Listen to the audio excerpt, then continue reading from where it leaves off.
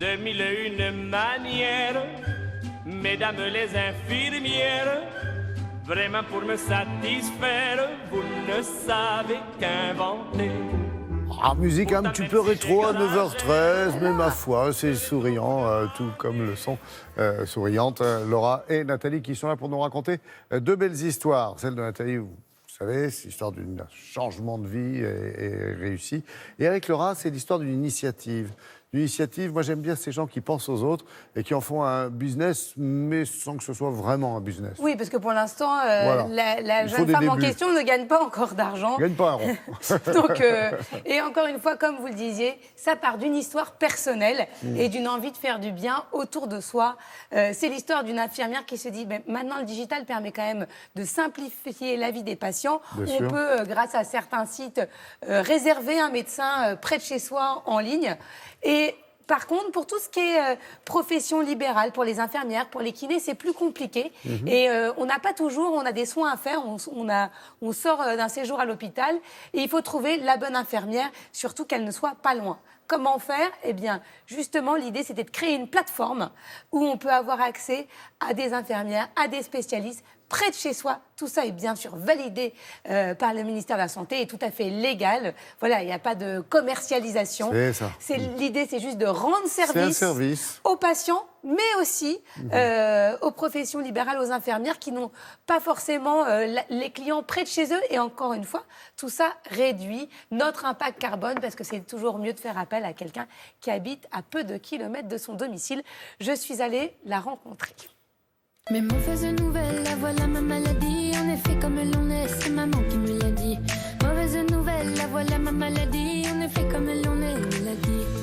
C'est en tant qu'infirmière que vous vous êtes dit lors de la pratique de votre profession, il manque une plateforme, je vais la créer. C'est surtout effectivement en voyant mes patients en sortie d'hospitalisation qui mettaient beaucoup de temps à organiser leurs soins à domicile et qui ne trouvaient pas facilement de professionnels de santé adaptés que j'ai souhaité leur faciliter la vie et créer Libéraux.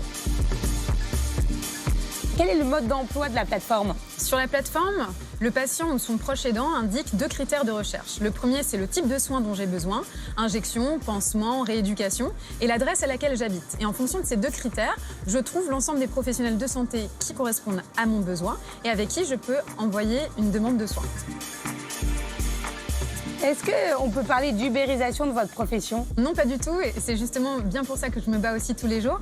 C'est qu'on valorise les professionnels de santé qui exercent à domicile en mettant également, grâce à la plateforme, leur profil type avec les types de soins qu'ils acceptent ou non et les spécificités telles que la prise en charge de jeunes enfants ou de personnes âgées.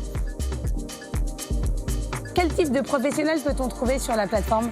Sur la plateforme, les patients peuvent trouver à la fois des infirmiers, des kinés, des sages-femmes, mais aussi toute autre prestation de soins à domicile, comme du matériel médical ou la livraison de médicaments à domicile. Tout type de professionnel peut s'inscrire aujourd'hui sur notre plateforme à partir du moment où ils ont un numéro ADELI et qu'ils sont inscrits à leur ordre. Ensuite, ils doivent signer une charte d'utilisation qui nous permet également de pouvoir répondre rapidement aux demandes des patients qui arrivent sur notre plateforme. Quelle a été leur réaction lorsque vous avez créé cet outil un peu révolutionnaire pour eux, j'imagine? Au début, mettre le digital au cœur du libéral à domicile, c'était un gros challenge, puisque ce sont des professionnels de santé qui, certes, utilisent un téléphone mobile, mais pas forcément toujours des smartphones. Et ensuite, au fur et à mesure, ils se sont rendus compte que ça leur simplifiait la vie, puisqu'ils recevaient des demandes qualifiées et de manière sécurisée, et qu'ils pouvaient accepter ou refuser à leur guise. Quel est votre business model? En plus de l'envoi de demandes de soins sur la plateforme, nous proposons un accompagnement dédié comme une conciergerie pour les soins à domicile.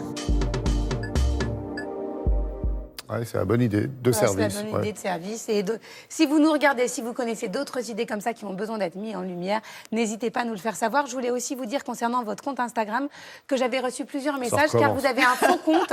Non, juste vous dire qu'il y avait l'apparition de faux comptes à votre nom. Ah. Et donc, a priori, c'était le début de la gloire. Parce que quand on commence à voir des avatars et des faux comptes arriver, c'est qu'on commence à avoir un sacré succès. Parfois, on peut s'inquiéter également des photos. Donc, vous n'étiez peut-être pas au courant que non, certains... pas du tout. Voilà, Non, je regarde pas tout ça. Bon, on en parle après? On en parle après. D'accord.